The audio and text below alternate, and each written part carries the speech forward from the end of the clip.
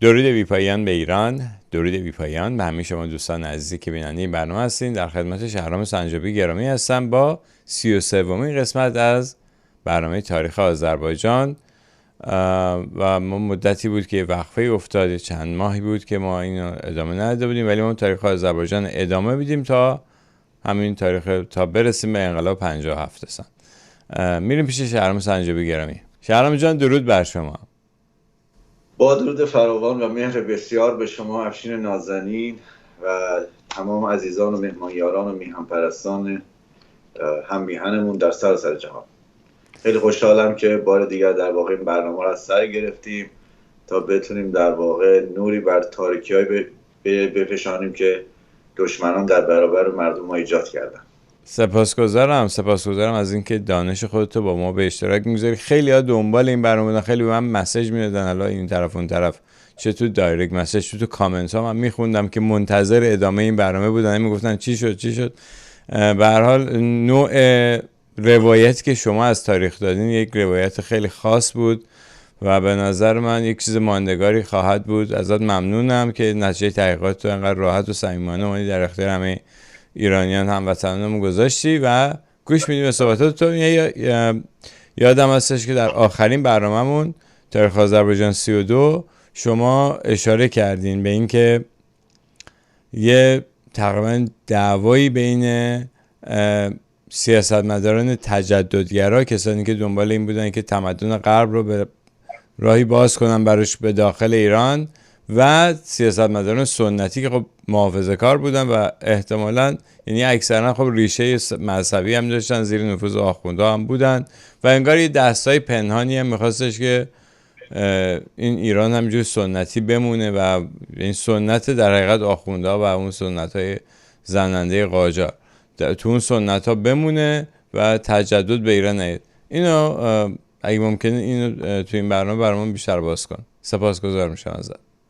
خواهش میکنم. خیلی خوشحال هستم که در واقع فرصت فراهم کردید تا امروز مطالب بسیار مهمی رو با هممیهنان خودمون در میان بذارم. ببینید، بحث در واقع تجدد و ورود تجدد آغازش برمیگرده به بحث جنگ‌های ایران و روس. ما اینو صحبت کردیم، حرفای زیادی در مورد زده شد که چگونه اون شکست‌های تحقیر کننده برای ایرانی‌ها از دست رفتن قفقاز و 17 شهر اون و در دو تا جنگ پیاپی و خرد کننده و تحقیرهای زیادی که بعد از اونها روس‌ها بر ایرانی‌ها و حتی نسبت به پادشاه ایران فتحعلی شاه اعمال کردن، یک شوک روحی روانی بزرگی در میان ایرانیان ایجاد کرد. یعنی حتی ما بعد از 200 سال از ترومای اون شکست و جنگ بیرون نیومدیم. هنوزم که هنوزه وقتی اسم قفقاز یا شهرهای قفقاز میاد، بی اختیار ایرانی ها یاد در واقع اون ماجراهای مربوط به جنگ‌های ایران روس میافتن و حتی هنوزم که هنوزه نام واژه روس و روسیه هم که میاد، حالا در تمام چیزایی که ممکنه به ذهن ما بیاد، ناخودآگاه ذهن ما برمیگرده به همان 200 سال پیش، 210 سال پیش و اون شکستی که در واقع از روسیه خوردیم.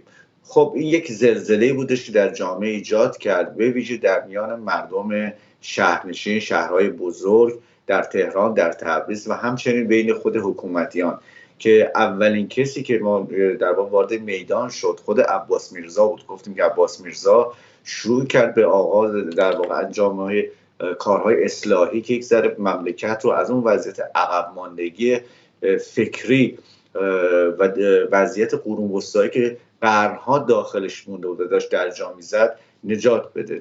افراد فرستاد برای کسب دانش‌های نوین به انگلستان، تلاش کرد در واقع مدارس رو باز کنه، روزنامه راه بندازه که بسیاری از اونها با مخالفت در واقع سرسختانه روحانیون مواجه شد. ما در دوره محمدشاه که باز شاهد از دست رفتن افغانستان هستیم، در این دوره میبینیم که ملاهایی که به نوعی بی‌حیثیت شدن در ماجرای جنگ‌های ایران روس، این دفعه دیگه علنا دیگه جاسوسی میکردن برای بیگانگان، به حدی که نامه‌هایی که محمد شاه به سفرای روس و انگلیس می‌نویسه، تقاضایی که از اونها داره از ارتباط با روحانیون و مجتهدین خودداری کنید. و حتی ماجرا شورش یکی از مشهورترین آخوندهای اون زمان، یعنی آخوند سید محمد باقر شفتی در اصفهان و پلشتی هایی که این فرد با اراذل و باهاش خودش در مدتی که اصفهان رو در کنترل خودشون داشتن و اون عکس العمل تند و آتشین محمدشاه در برابر اینها رو در واقع نشان از افول و انحطاط روحانیون میبینیم. حتی یادآوری میکنم که شاید با توجه به فاصله چند ماهه بینندگان عزیز یادشون برای یکی یادآوری هستش که بدونن محمدشاه حتی برای کسانی که زبان پهلوی رو بیاموزن مقرری ماهانه 2 تومن در نظر میگیره. یعنی یک نوعی در واقع ایران میرفتش که بازگشت بکنه به ارزش‌های کهن خودشون. ولی یه اتفاقی میفته و در دوران ناصرالدین شاه ما میبینیم که مسیری که ناصرالدین شاه طی میکنه در واقع دقیقاً برخلاف پدرش هستش. یعنی ناصرالدین شاه دست ملایان رو باز میذاره و ملایان در دوران ناصرالدین شاه به یک قدرت عجیب و غریبی دست پیدا میکنن، حتی قدرت چند برابر آن چیزی که در زمان فتحعلی شاه داشتن، به حدی که باعث در واقع ابطال 2 تا قرارداد میشه، یک قرارداد رویتر و یکی هم قرارداد تنباکو که امیدوارم در برنامه بعد دربارش صحبت کنیم. و حتی میبینیم زمانی که ناصرالدین شاه به کشورهای اروپایی سفر میکنه، در برنامه قبل با جزئیات کامل راجع به صحبت کردیم، و بلوایی که همسرش انیس‌الدوله راه میندازه به خاطر اینکه ناراحت بود که چرا مثلا من از سفر بازگرداندند، میره با ملاهای تهران اونجا چون میندازه که میرزا حسین سپهسالار صدر اعظم شاه رو در واقع با برد فرنگستان، اونجا با زنای فرنگی نشست و برخاست دارن، نمیدونم دست میده با زنای فرنگی، این کارو میکنه اون کارو میکنه. و قبل از اینکه در واقع ناصرالدین شاه به ایران برگرده، این معممین تهران، آخوندهای تهران و پیروانشون در واقع بلوایی در تهران راه انداخته بودن، به حدی که ناصرالدین شاه از ترسش به تهران نرسیده میرزا حسین سپهسالار رو برکنار میکنه در موقعیت صدراعظمی. خب در چنین وضعیت البته شاید برای بینندگان عزیزمون این سوال باشه که چرا در واقع ناصرالدین شاه این همه دست این ملایان رو باز میذاره و این همه به اونها قدرت میده. شاید براتون جالب باشه، من چیزی که در تحقیقات تاریخی داشتم تو این قضیه، یکی از مهمترین دلیل در واقع ناصرالدین شاه، یعنی دلیلی که این کار رو انجام میده، ظهور بهاییت هستش. یعنی ما هگل فیلسوف آلمانی یک در واقع تزی داره تحت عنوان دیالکتیک تاریخی و میگه که هر تزی در واقع آنتیتز خودش رو داره و از ترکیب اینها یک سنتز به وجود میاد. به صورت عجیب و غریبی ما در یک حالت متناقض نمایی، حالا چیزی که فرنگی‌ها میگن پارادوکسیکال، شاهد این هستیم که بهاییتی که آمده است به اصطلاح شیعه رو به اصطلاح بین ببره، به صورت ناخودآگاه باعث احیای مجدد روحانیت شیعه میشه. دلیلش هم همین بودش که بعد از اینکه مثلا ظهور بهاییت، بعد از ظهور علی محمد باب و اون چیزایی که صحبت کردیم در اون ماجرای کاروانسرای بدش و اینکه بهایی حرکت بابی ها در واقع حرکت کردن به سمت تهران و اون اتفاقاتی که در مازندران و کشتارها را افتاد، بهایی به نوعی وارد فاز سیاسی شدند و به ویژه بعد از اون قضیه ترور ناصرالدین شاه که صحبتش رو گفتگو کردیم در برنامه پیشین و ترس عجیبی که از بابی ها به جان ناصرالدین شاه افتاد و اون قتل عامی که از بابی ها انجام داد و اون قتل‌های فجیع و زندان ها و شکنجه و حتی زندان کردن چند ماهه بهاءالله و این داستان ها، این وحشت در واقع ناصرالدین شاه باعث شدش که ناصرالدین شاه به نوعی دست ملایان رو برای برخورد با بهاییان باز بگذاره و در واقع به اینها میدان عمل داد. اینها هم از خدا خواسته وارد میدان شدن و ایجاد لولو و ترس از بابی ها این کمک در واقع این فرصت طلایی رو به این ملایان داد تا دوباره به صحنه برگردند و در صحنه اجتماع خودنمایی کنند و کم کم کار به جایی رسید نهایتاً که به اصطلاح اینها حتی موجب شدند تا زنهای حرمسرا اون قلیانهای شاه رو هم بشکنن. یعنی تا نفوذ ملایان تا اینجا پیش رفت. حالا در قضیه تنباکو اینو به شما خواهم گفت. نفوذی که در واقع بعد از اون کسی هم نتونست وارد جلودار قضیه بشه. یعنی نه انقلاب مشروطه، حتی ظهور رضا شاه با اینکه اینها رو کند کرد نفوذ اجتماعیشونو، ولی دیدیم که با خروج رضا شاه اینا با مانند فنری که فشرده شده باشه چگونه با قدرت به صحنه بازگشتن و نهایتا در سال 57 تونستن ایران رو به اشغال کامل خودشون در بیارن. شوربختانه این ماجرای دیالکتیک تاریخی که بهتون عرض کردم دو بار دیگه در تاریخ ایران اتفاق افتاده. به عنوان مثال در دهه 50 آزادی های اجتماعی به ویژه در مورد آزادی زنان، اینها دوباره باعث شدش که قشر مذهبی در واقع اون تحریک بشه، بسیج بشه، دور هم جمع بشن و این فرصت خوبی رو برای خودنمایی ملاها در عرصه سیاسی داد. یعنی دقیقاً اتفاقاتی در دوره ناصری شاه افتاده بود دوباره ما در اواخر دوران شاه شاهد اون هستیم. و یک دیالکتیک تاریخی هم الان داره اتفاق میفته به باور من این هستش که موج جدیدی که در بین جوانان ما نسبت به بحث ایرانگرایی و ملیگرایی در ایران راه افتاده. من یک دلیل مهمش رو در این میدونم که در تمام این سالهای بعد از انقلاب آخوندها و پیروانشون تا تونستند ایران رو و هویت تاریخی ایران رو لگدمال کردن، تحقیر کردن، کوبیدن و خب از 35 سال پیش هم بازوی آخوندا در آذربایجان یا پاندورکا وارد این صحنه شدن و تا تونستن در واقع به آن چیزی که برای ایرانی ها ارزشمند و ارجمند هستش توهین کردن، تحقیر کردن و همین در واقع باعث شدش که اون شیر خفته در واقع ایرانی دوباره بیدار بشه. یعنی اون داستان دیالکتیک رو اینجا میتونیم ببینیم. یعنی بعضی وقتا دشمن هم چیز بدی نیست، باعث در واقع یه همچین حرکتهایی میشه. به هر روی ما برگردیم به دوره ناصرالدین شاه. در دوره ناصرالدین شاه خب ما چیزی که بعد از ناصر شاه اتفاق افتاد ما از اون عنوان به اصطلاح انقلاب مشروطه یاد میکنیم. این در واقع داره یک عقبه فکری هستش. شکل‌گیری مشروطه در بین حالا چه طبقه الیت ایران چه در بین عامه مردم بر اساس اندیشه هایی در واقع شکل گرفت که میشه گفت در رأس و حرم اونها فردی هست به اسم میرزا فتحعلی آخوندزاده. در واقع میخوام این برنامه رو به این فرد بزرگ و این شخص بزرگ تاریخی کشورمون اختصاص بدم. یعنی میخوام در مورد بحث روشنفکران ایرانی در عصر قاجار در واقع وارد این بحث بشم.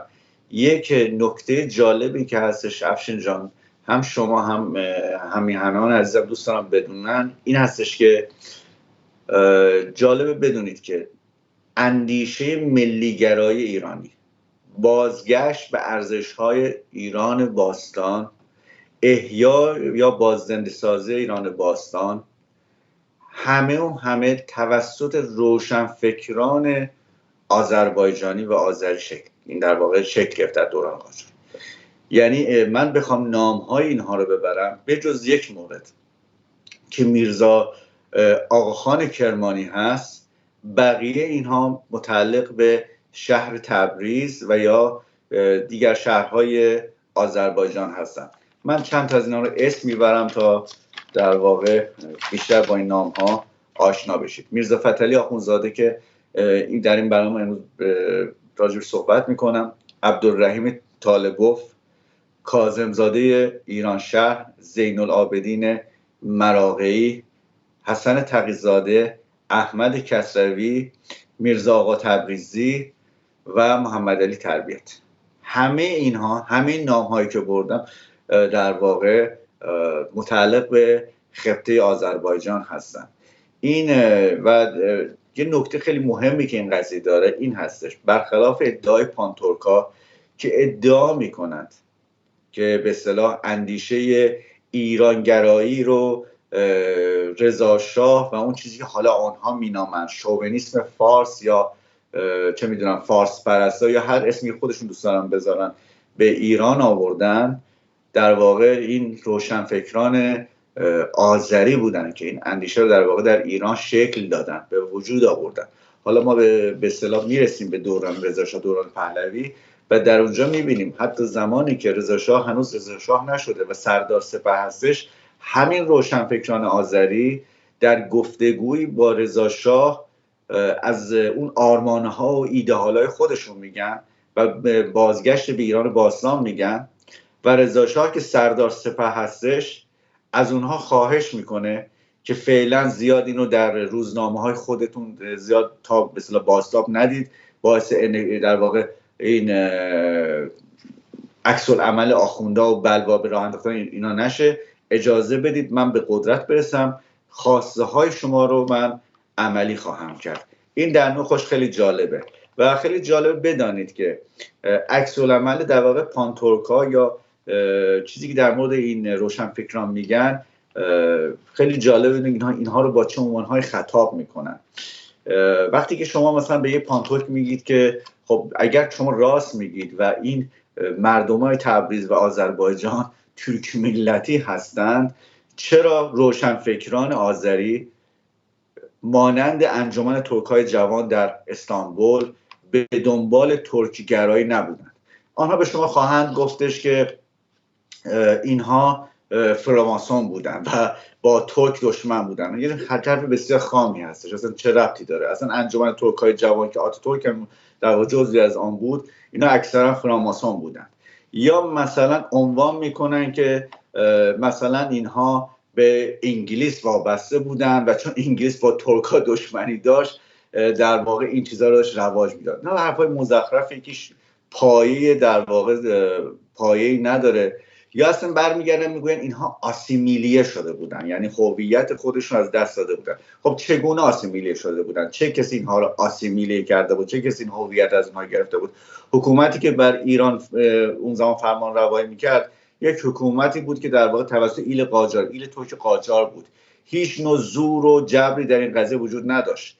اینها دنبال ریشه‌های خودشون میرفتن و در برابر این قضیه خیلی جالب بدونیم که سالهای سال هستش که این روشنفکران آذری تلاش شده در بایکوت بمانن. یعنی حتی هنوزم شما در تهران برید، دانشگاه علوم انسانی دانشگاه تهران برید و از بچه‌های اونجا بپرسید آقا میرزا فتحعلی آخوندزاده که بود، شاید مثلا بگه بله پدر نمایشنامه نویس ایرانه در بهترین حالت ممکن، یا مثلا بگوید بله مثلا یه آدمی بودش که حالا ضد دین بود در بهترین حالت.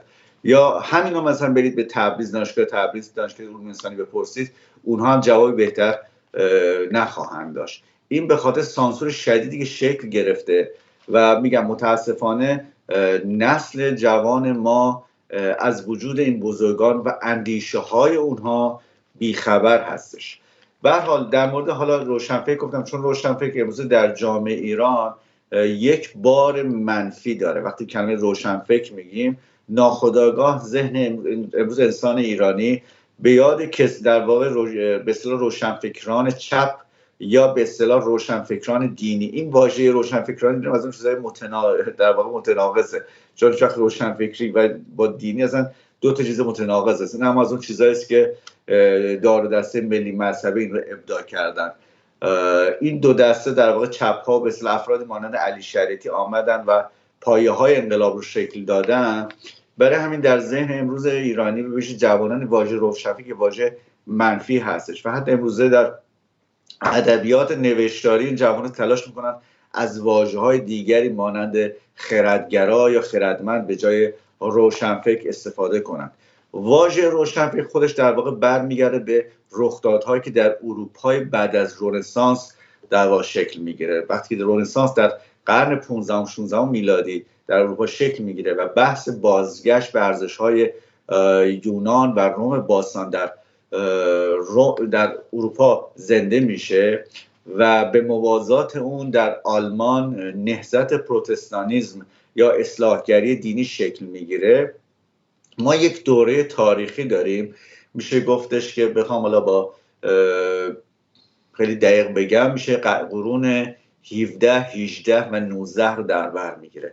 یک عصری هستش که اروپایی بهش میگن عصر روشنگری یا انلایتمنت و به افرادی که تلاش میکردن در واقع سنت‌های کهن دینی کلیسای کاتولیک رو زیر سوال ببرن، حالا چه در حکومتداری چه در روابط اجتماعی، اصطلاحاً میگفتن اینتלקچوال، یعنی در واقع روشنفکر که از کلمه اینتלקت گرفته شده. این اینتלקت یعنی عقل، اینتלקچوال یعنی آدم عاقل.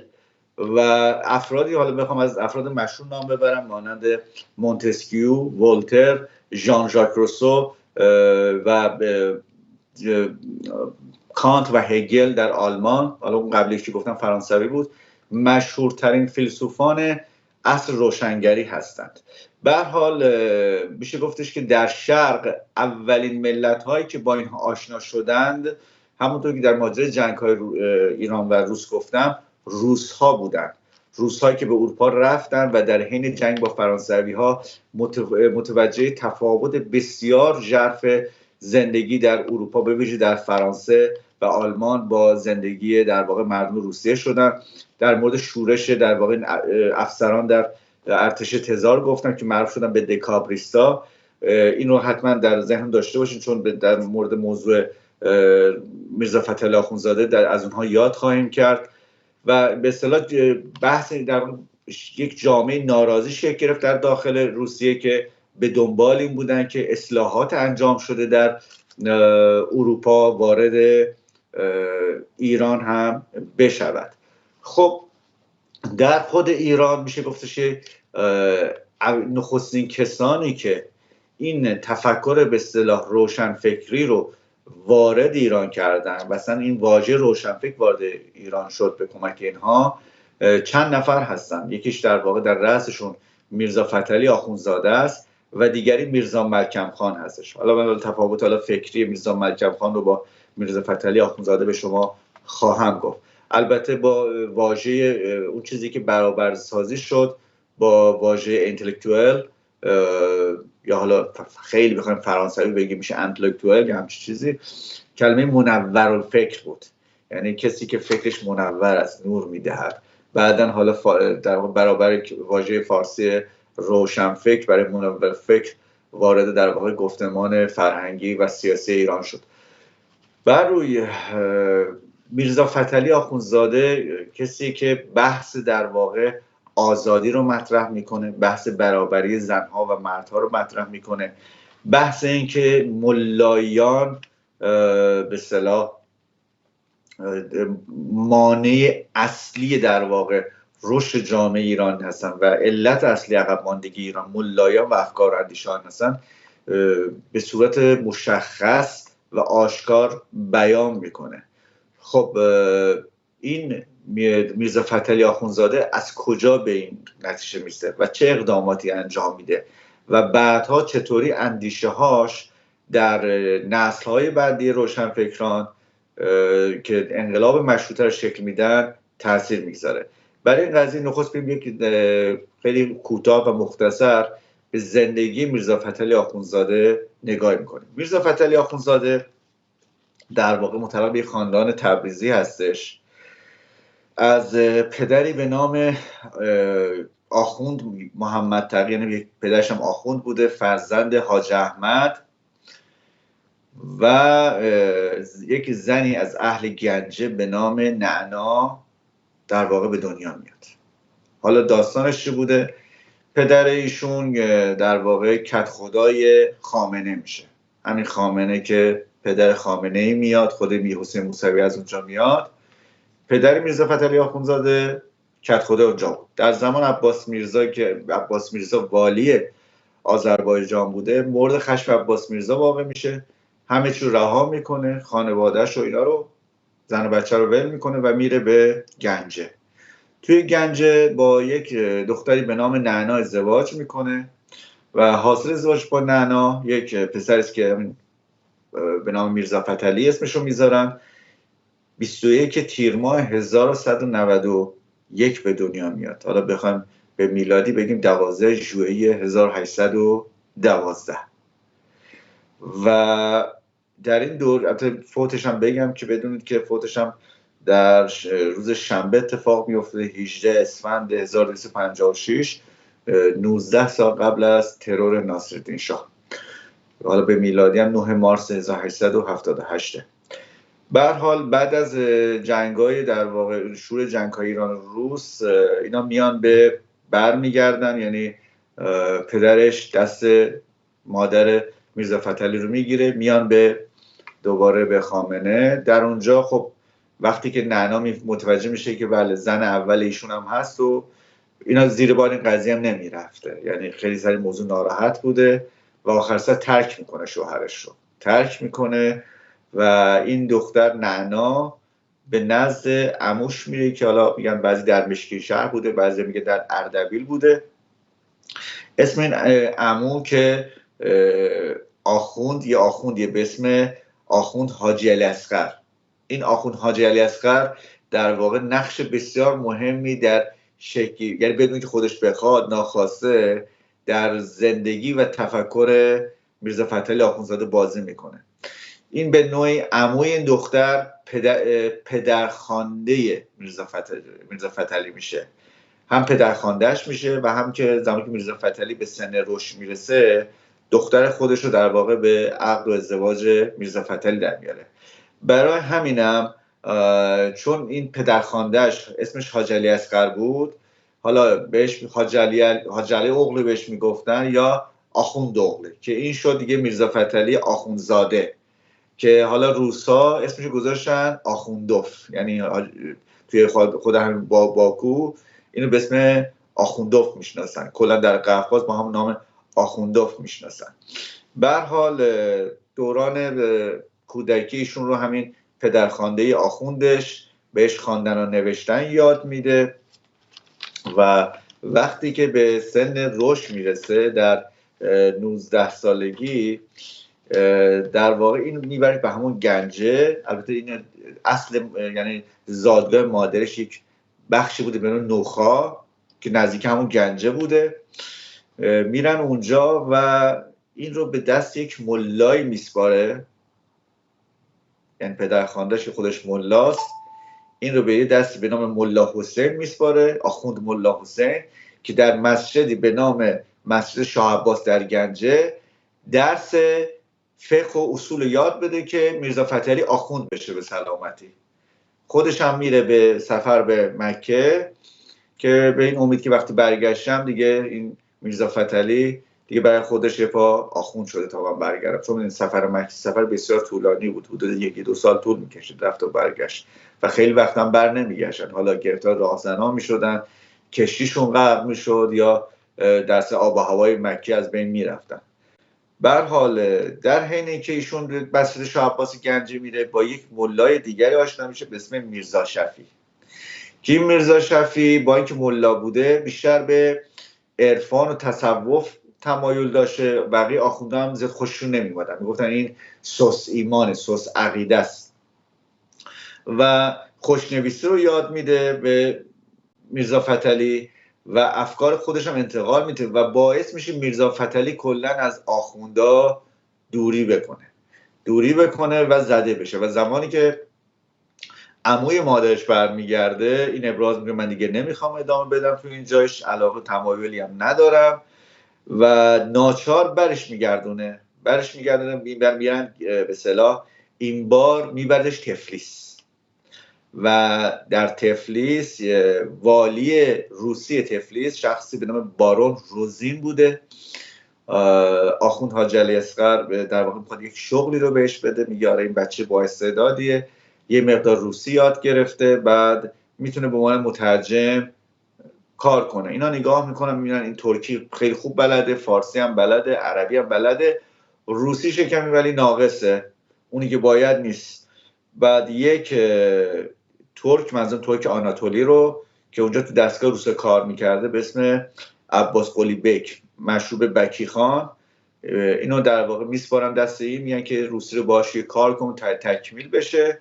و در این دستگاه روس‌ها میرزا فتحعلی خان رشد میکنه. خب حالا وقتی که صحبت از تفلیس میکنیم، تفلیس رو سرنوشت ایران تاثیر خیلی زیادی میذاره. همین تفلیسی که شهرش رو در ماجرای به اصطلاح لشکرکشی آقا محمد خان گفتیم.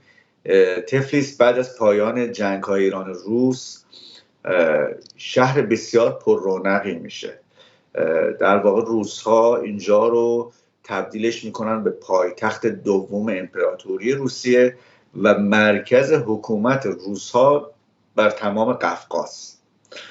بعد شهر آباد میشه و کم کم مهاجرانی از خود روسیه به ویژه از سن پترزبورگ و مسکو به روسیه میان. اکثر کسایی هم میان کسایی بودن که در واقع قشر ناراضیان روس بودن، یا همون دکابریستا.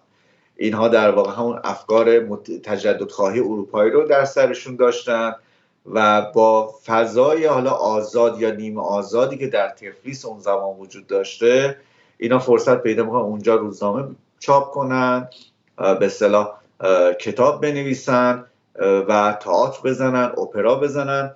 و فقط روس‌ها هم نبودن، ارمنی‌ها، به اصطلاح گرجی‌ها، و یک میشه گفتش که یک شهر بسیار فعال فرهنگی و سیاسی بوده در اون زمان تفلیس برای خودش. حتی جالب بدون شما اگر به شهر تفلیس روزی سفر کنید، در بافت‌های تاریخی در واقع تفلیس قدم بذارید، به ویژه بافتایی که متعلق به قرن 19 هستن، اون وزن بالای فرهنگی تفلیس رو اصلا حس میکنید. یعنی حس میکنید اون زمان واقعا چه شهر قشنگی بوده، چه معماری در واقع زیبایی و نابی داشته. و جالب اینو بدونید که در همون قرن 19 یک سری از در واقع استادکاران یا به اصطلاح بنایان تبریزی که به خاطر شرایط بد اقتصادی اواخر قاجار میرن به باکو و تفلیس سفر میکنن،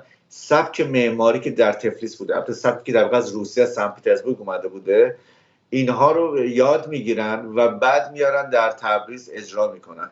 یعنی به عنوان من بسیار مشخص مثال میزنم، در تبریز یک محله است به اسم محله، حالا ما در زبان آذری میگیم بارناوا، ولی کاملش هستش بارون آواک، محله ارمنی نشین تبریز بود.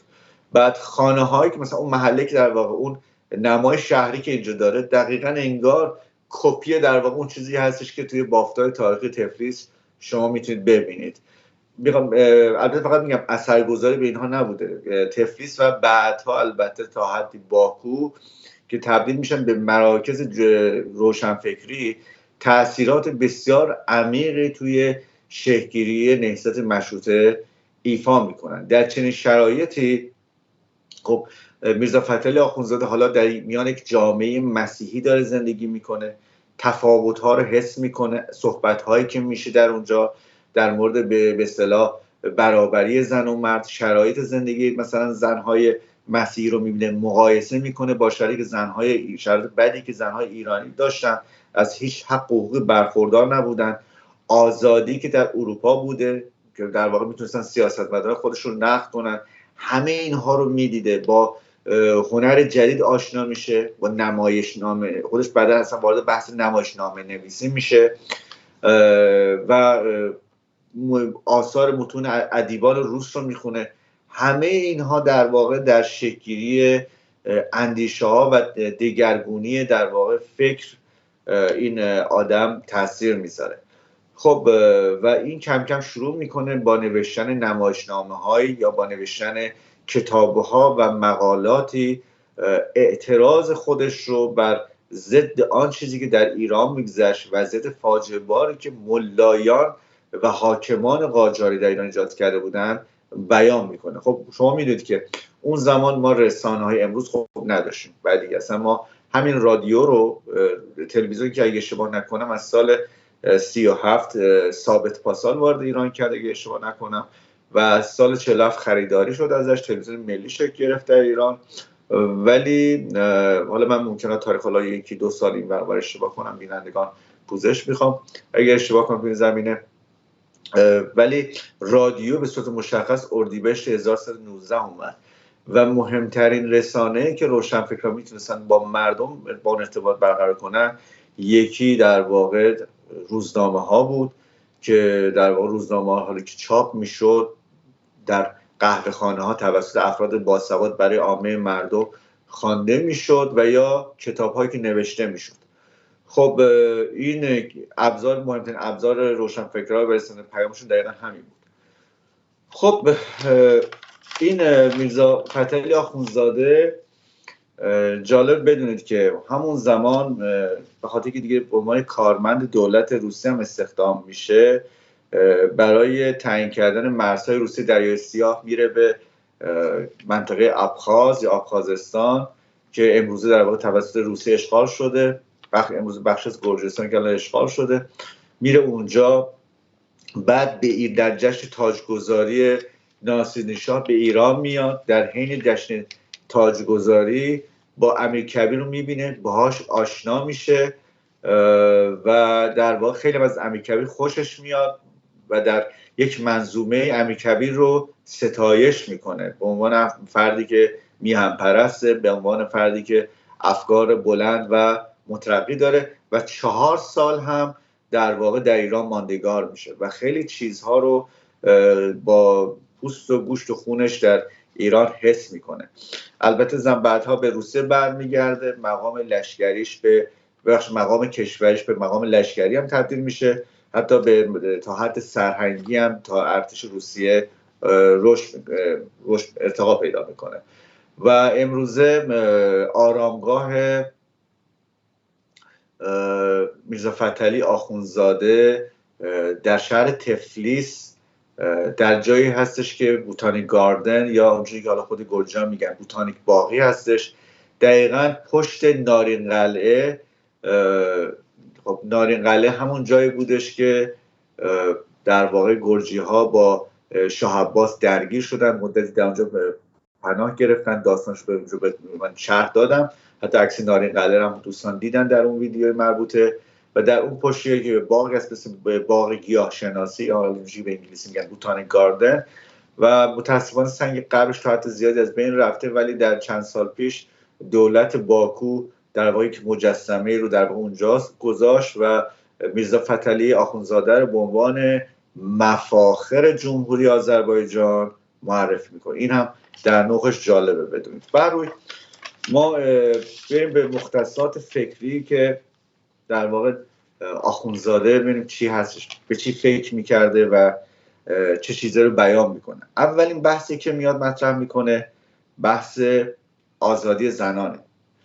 آخوندزاده به درستی متوجه میشه تا زمانی که زنان این چنین به بند کشیده شدن، زنان جاهلن، بیسوادن و به عنوان یک اصلا کسی که اصلا حقوق داره، هیچ حقوقی در ایران نیستن، به عنوان کسانی که نسل انسانها رو، نسل ایرانیان رو پرورش میدن، همواره تا زمانی که این وضع برقراره انسان ایرانی جاهل و عقب مانده خواهد ماند. آخوندزاده با توجه به وضعیت زن ایرانی میگه که راه حل مشکل، اول راه حل در واقع آزادی زنان و برابری حقوق زنان هستش و بحث در واقع الغای تعدد زوجات. کاملا مشخصه که اون چیزی که آسیبی که در کودکی بهش خورد به خاطر چند همسری پدرش مجبور شدن خانواده رو ترک کنن، این روح در واقع لطیف آخوندزاده تاثیر خودش گذاشته. اول چیزی بیان میکنه به اصطلاح الغای تعدد زوجات، برابری در ارث و برابری در تمام حقوق در واقع مدنی برای در واقع زنان. دومین چیزی که بحث مطرح میکنه که کنار گذاشته شدن دین از مناسبات سیاسی و حتی اجتماعی، یعنی نه تنها سکولاریسم بلکه حتی یه قدم گام رو فراتر میذاره و به لایسیته اعتقاد داره. البته جالب بدونید که آخوندزاده اول انتقاد رو به در واقع نوک حمله انتقادش رو به سمت آخوندها میگیره، ولی بعد در یک گام فراتر کل دین اسلام رو مایه انحطاط و عقب ماندگی جامعه ایرانی عنوان میکنه و برای همین آخوندها به شدت از آخوندزاده متنفر هستن، علیرغم اسمی که داره آخوندزاده هستش. و حتی جالب بدونید که اینها حتی در دوران پهلوی هم مانع انتشار کتاب‌های آخوندزاده در ایران می‌شدن و تنها اگر اشتباه نکنم کتاب مکتوباتش در سال 1150 مخفیانه 500 عددش چاپ میشه، 500 عددش، و متاسفانه قشر جوان ایرانی از این کتاب‌های ارزشمند و اندیشه‌های بزرگ این آدم محروم میشه. آخوندزاده در نقطه مقابل این حملش به دین اسلام و به آخوندها راه نجات مردم ایران رو بازگشت به ایران باستان میدونه و احیای ارزش‌های ایران باستان. اجازه بدید من یک متنی رو که آخوندزاده در یک از کتاباش آورده در ستایش دوران ایران باستان و حسرت اون دوران در نوشته‌اش آورده برای شما و بینندگان عزیز من بخونم. اینجوری میگه ای ایران، کو آن شوکت و سعادت تو که در عهد کیومرث و جمشید و گشتاسب و انوشیروان و خسرو پرویز می بود که اگرچه آن گونه شوکت و سعادت در جنب شوکت و سعادت حالیه ملل فرنگستان و گنگی دنیا، منظورش آمریکاست، به منزله شمعی است در برابر آفتاب، لیکن نسبت به حالی ایران، یعنی حال امروز ایران، مانند نور است در مقابل ظلمت. این تفکر در واقع بنمایه اندیشه در واقع میرزا فتحعلی آخوندزاده است. خیلی آشکار، سرراست بازگشت به ایران باستان رو تجویز میکنه و جالبه که نام پادشاهان بزرگ ایران باستان، اهم از پادشاهان کیانی و پادشاهان ساسانی مانند انوشیروان و خسرو پرویز رو هم در نوشته خودش میاره. حتی به اصطلاح بحث تغییر خط رو مطرح میکنه. البته اول میگه که این خطی چیزی که هستش خط عربی است، مردم برای آموزش این خط مشکل دارن، حتی اول یک خط رو خودش ابداع میکنه. نهایتا به این نتیجه میرسه که الفبای کریل یا همون الفبای روسی در واقع بهترین الفباست برای آواهای زبان فارسی.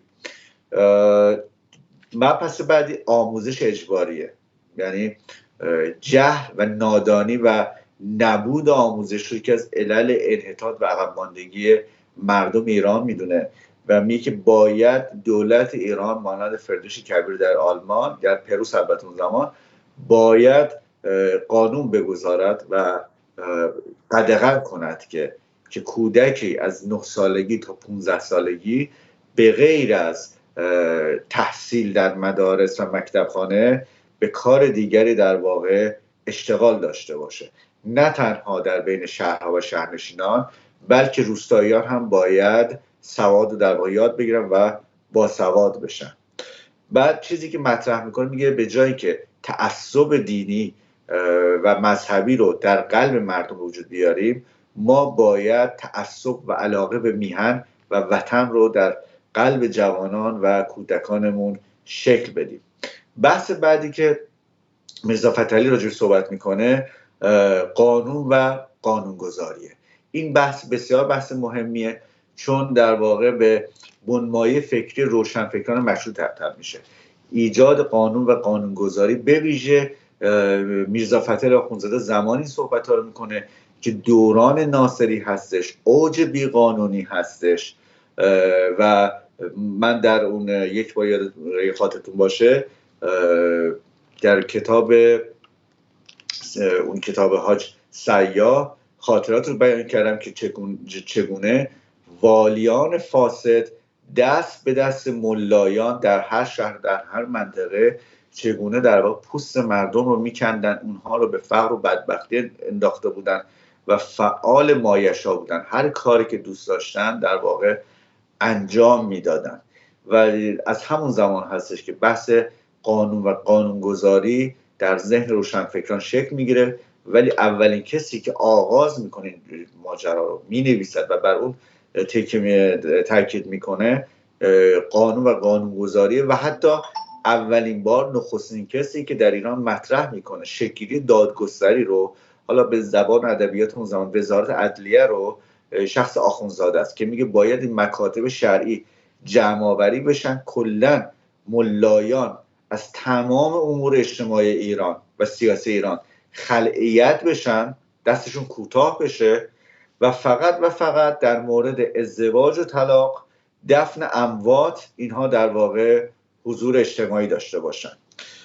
و اولین کسی که باز مطرح میکنه شکلی قانون اساسی رو که در واقع اون زمان کنستیتیسیون بهش میگفتن، اصطلاح فرانسوی، باز آخوندزاده است که میگه برای اینکه در واقع شاه هر کاری که دلش میخواد نتونه انجام بده، ما باید یک قانون اساسی داشته باشیم. و اولین کسی که بحث دولت ملی و حکومت ملی رو به صورت مشخص در نوشته‌هاش میاره و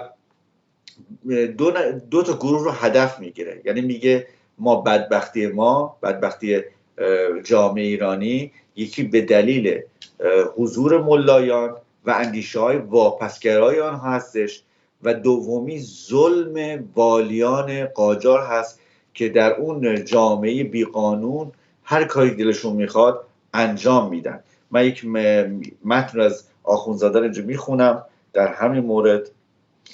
شهریاران قاجار نمیدانند که سراسر سرزمین ذره عدالت نیست و همش به خاطر نبود قانون است و یک کتاب قانون در دست نیست و هر کس هر چیزی به عقلش میرسد انجام میدهد و هر چه میخواهد میکند. یعنی بحث قانونگرایی رو نخستین بار این در واقع روشنفکر تبریزی و آذری است که مطرح میکنه. آخوندزاده در نوشته‌اش میگه که بزرگترین موهبتی که خداوند به انسان داده آزادیه، هم آزادی جسمانی هم آزادی در واقع روحانی. میگه آن چیزی که آزادی روحانیه در واقع ملایان به کمک دین از مردم گرفتن و مردم رو به بندگی و بردگی گرفتن و آزادی جسمانی رو هم در واقع فرمانروایان ظالم هستن که از مردم ایران گرفتن و حتی میگه برخلاف مردم اروپا، مردم آسیا از نعمت آزادی و مساوات و حقوق بشریت کاملا محروم هستن.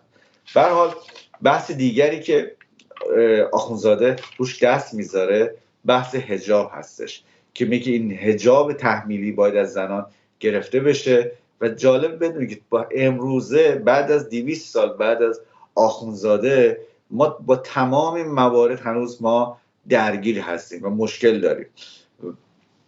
خب حتی میاد در مورد این آیه حجاب که اون زمان هم ملایان مثل ملایان امروز روش مانور میدن، آخوندزاده میگه اولا این به مناسباتی که بوده حالا حجاب براش آمده، آیه حجاب آمده، ربط به مردم زنان ایران نداره، این ربط داره به در واقع خود پیامبر اسلام و زنانش و اون جامعه آن روز عرب و اینجوری کلا حجاب رو میکوبه و زیر سوال میبره. یکی از چیزهایی که آخوندزاده خیلی بهش تاکید میکنه این که ما در دوران باستان پادشاهان ایران به دلیل در واقع پایبندی به فرهنگ و اندیشه والای ایرانی افرادی بودند که در جامعه عدالت و دادگری رو برقرار کرده بودند. کسی برخلاف دوران قاجار کسی به جان و ملت تعدی نمی‌کرد، ظلم نمی‌کرد. در سرزمین ایران هیچ گدا و فقیری وجود نداشت و مردم در کمال عزت و سعادت زندگی می‌کردند و قانون بر همه حاکم بود، چه شاه بود چه گدا و حتی زنان حرمسرای شاهان ساسانی هم حق در واقع دخالت و گفتگو درباره سیاست رو هم داشتن و با ورود اسلام عزت و سعادت از جامعه ایرانی در واقع رخت میبنده و امنیت میره و اقوام وحشی میان و مردم ایران به دریوزگی و فقر و بیچارگی میفته و حتی میگه به اعراب حمله میکنه، میگه اینها یک اخلاق پلشی داشتن که اینها وقتی که وارد ایران شدن در اثر اون اختلاط، نه تنها اختلاط نژادی بلکه ما با اینها اختلاط فکری و فرهنگی پیدا کردیم و اخلاق ما در واقع به انحطاط رفت. من یه نوشته اینجا آماده کردم در مورد نوشته‌ای از آخوندزاده که در مورد اعراب میگه: عرب‌های برهنه و گرسنه 1280 سال است که تو را بدبخت کردند. خطابش به سرزمین ایرانه. زمین تو خراب و اهل تو نادان و از سیویلیزاسیون جهان، منظورش تمدن جهان بیخبر و از نعمت آزادی محروم و پادشاه تو دیسپوت، منظورش مستبده، پادشاه تو مستبد است. تأثیر ظلم دیسپوت و زور فاناتیزم منظورش تعصب دینیه، فاناتیزم و زور فاناتیزم علما، ضعف و ناتوانی اهل تو باعث شده و جوهر قابلیت او را زنگالود و او را به دناعت، یعنی پستی، به دناعت طبع و رذالت و ذلت و عبودیت، یعنی بردگی و تعلق و ریا و مکر و خدعه و جبن و تقیه خوگر ساخته، یعنی عادت داده به این اخلاقهای زشتی گفت، و جمعی خصائص حسنه فطریه را، یعنی اون چیزی که توی ذات خوب انسان هست، از صداقت و عدالت و رفاه و جوانمردی و شجاعت و علوی طلبی و بلند همتی و بی همتی از طبیعت او، یعنی از طبیعت ایرانی سلب کرده و طینت او را و ازداد این صفات معدوده مخمر نموده، یعنی مخمر یعنی مستش کرده، آلودش کرده با این صفات بد. و یحتمل چندین صد سال خواهد گذشت که تو ای ایران رونق نخواهی یافت و به آسایش و سعادت نخواهی رسید و ملت تو با ملت سیویلیزه یعنی متمدن برابر نخواهند شد. خب این در واقع با بنمایه‌های مردی است که بعدها افکارش، اندیشه‌هاش در واقع جامعه روشنفکر ایرانی یا جامعه خردمند ایرانی رو تکان میده. جالب اینجاست که ما در همین دوره ناصرالدین شاه 2 تا به موازات این فکر داریم. یکی متعلق به سید جمال الدین اسدآبادی است. سید جمال الدین اسدآبادی کسی است که میدونید که کسی میگن از رهبران در فراماسونری هم در ایران بود. این فرد اعتقاد داشت دقیقا نقطه مقابل آخوندزاده است که مشکل ایران و به اصطلاح امت اسلام به خاطر دور بودن از احکام عالی اسلامه.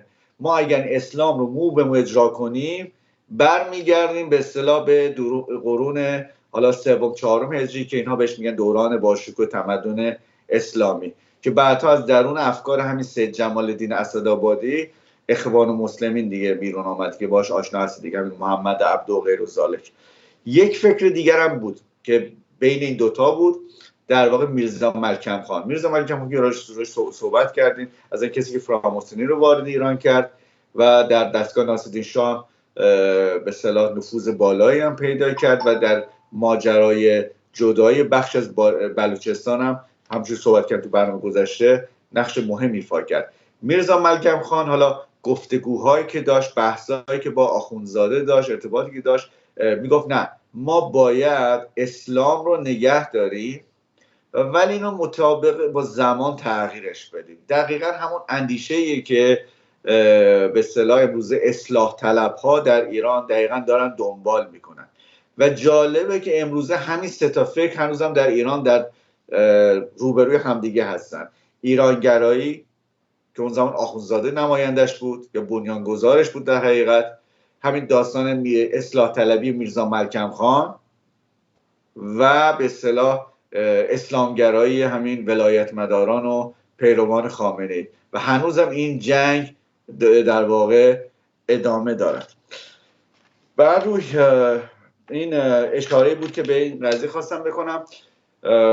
اینو من البته اگر پرسشی هست من در خدمت شما هستم، اگر که نیست فقط به اطلاع آگاه شما برسونم.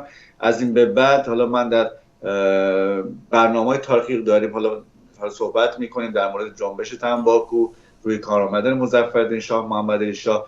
من تلاش میکنم قسمتیش رو در واقع به همین اندیشه‌های روشنفکران و معرفی روشنفکران از اختصاص بدم، چون برای اینکه بیننده‌ای که میخواد وارد مشروطه بشه باید بدونه که این اندیشه‌های مشروطه از کجا اومد. یهویی مثلا همه فکر عدالتخانه افتادن، اون ماجراهایی که در تهران و بعد در تبریز رخ داد ریشاش از کجا بودش. خیلی سپاسگزارم از این. سپاسگزارم. پس ما هنوز به لحاظ تاریخی در دوره ناصرالدین شاه هستیم. بله درست. ما در واقع بعد از این ما دیگه میشه گفتش که وارد دوران پایانی ناصرالدین شاه میشیم و نهایتا قتل ناصرالدین شاه، و بعد از ناصرالدین شاه میریم به دوران میشه گفت مظفرالدین شاه و آغاز شکل‌گیری مشروطیت در ایران. درست. من یه نکته میخواستم بگم، این نکته به نظر مهم هست. به هر حال این متفکرینی که در مثلا 150 سال پیش این حرف رو زدن، یه قسمتایش درست ولی قسمتایش با علم مدرن و این چیزی که امروز پیش اومده درست. من فقط خواستم بگم که این ایران باستان ما در حقیقت داریم میگیم ایران قبل از اسلام، و همین موضوع در مورد تمام عرب ها هم صدق میکنه. یعنی شما از مصر، از مراکش حتی بیا تا همین عراق امروزی که اینا مثلا جزو کشور عربی هستن دیگه، حتی تا عربستان، همه این آدم هایی که اینجا زندگی میکردن که ما به همشون میگیم عرب به خاطر اینکه عربی حرف میزنن در صورتی که ملت مختلفی هستن، همه اینا قبل از اسلام فرهنگ بالاتری داشتن، آدم های متمددتری بودن، زیباتر زندگی میکردن، و اسلام اول اصلا به خود عرب ها حمله کرد. یعنی جنگ های ابتدایی محمد با خود عرب ها بودی که به اسم غزوه های محمد جنگ های خونونی بود که با خود عرب ها داشت، و بعد از اینکه اونجا پیروز شد و تونست این اندیشه اهریمنی و خطرناک حاکم کنه بر اون منطقه، بعد افتادن به جون بقیه جا و این بلاها رو به سر بقیه مردم آوردن. و این که ما بخوایم این رفتارها رو وصل کنیم به تبار اونها، این یه به نظر من اشتباه بزرگی هست و ما رو به بیراهه میبره، راهی که راه ما رو کج میکنه. ما همه انسان هستیم، هممون یکی هستیم. اون تربیت و فرهنگی که ما رو متفاوت میکنه هستم. ما با دکتر نوذری هم برنامه داشتیم، مثلا شما الان برو در نروژ و سعی کن یک مثلا مجاهد انتحاری تربیت کنی. خب یه بچه 18 ساله نروژی به این راحتی زیر بار این حرفا و این دروغا نمیره که من برم به بهشت، ولی مثلا یه بچه پاکستانی راحت‌تر میره. چرا؟ چون همون آموزش است، همون فرهنگ است که، و حالا همون بچه پاکستانی که در نروژ بزرگ شده، در سوئد بزرگ شده، نمونه‌هاش الان داریم دیگه، هیچ وقت حاضر نمیشه به کارهای تروریستی انجام بده، به خاطر اینکه اونجا بزرگ شده، اونجا تربیت شده.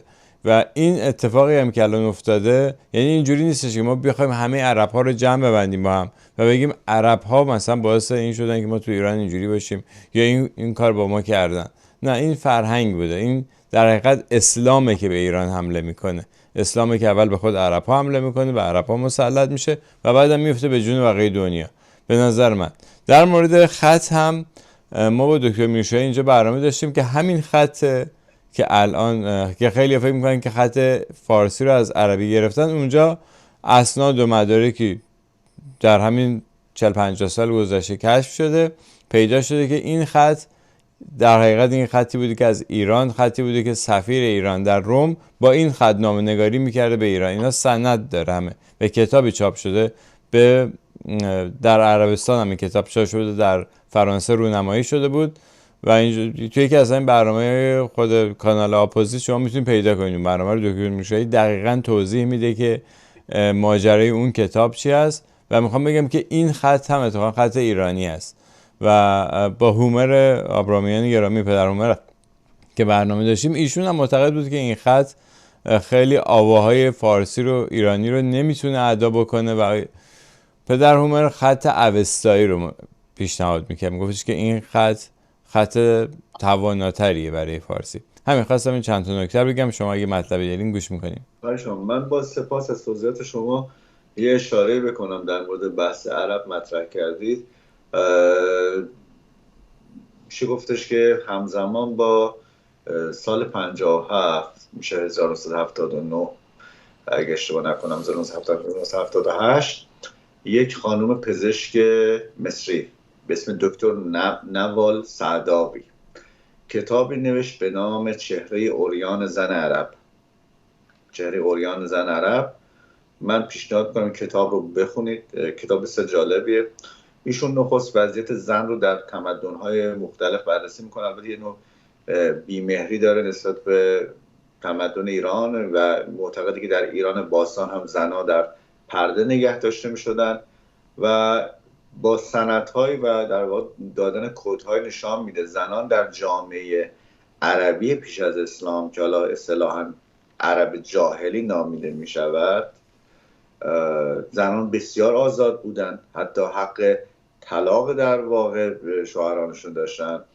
و این خانم سعداوی اینجوری حالا استدلال میکنه که حتی در زمان پیامبر هم این چیزی که حالا بهش میگفتن که جلبان، چون زنای عرب یه جور نیمه برهنه لباس میپوشیدن و سینه هاشون بیرون میشد، یعنی یک شالی بودی که روی سینه هاشون بیاندازن و این عمر بود. به صورت مشخص حتی میاره دستورها رو میاره، میگه این عمر ابن خطاب بود که در واقع به دستور داد که این چادرهای سیاه رو در واقع باید زنان عرب بستر کنند.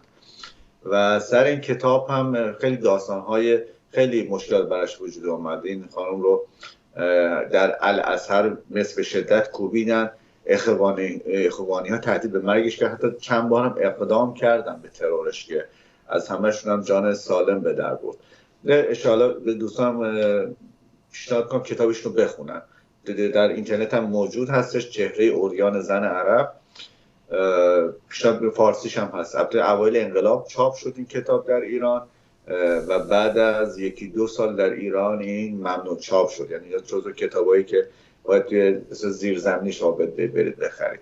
جلوی من بارها دیدم توی جلوی کتابفروشی دانشگاه تهران که رو زمین میچینن این کتاب‌های ممنوعه اونجا میتونم پیدا کنم، ولی حالا کسی حوصله خرید نداشته باشه میتونه تو اینترنت دانلودش کنه. اینو در واقع در پیوست و توضیحات شما گفتم. سپاسگزارم از شهرام جان و تا دیداری بعد. بدرود. مرسی.